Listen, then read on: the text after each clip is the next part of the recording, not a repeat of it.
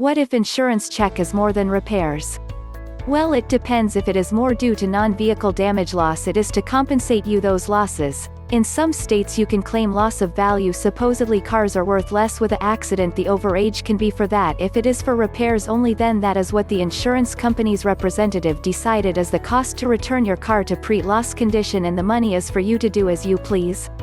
Well, unless you have a loan on the car, and in that case they are the owner, so they may want to ensure that check is spent on a quality repair. I hope every insurance check is more than the repairs.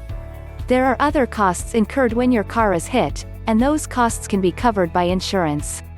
Last time my car was hit, a case of Bushmills in the trunk was destroyed. My license plate was damaged. I had to pay for a tow truck. I had to rent a car to use until my car was repaired. All these expenses were paid by the insurance company for the driver of the car that hit me.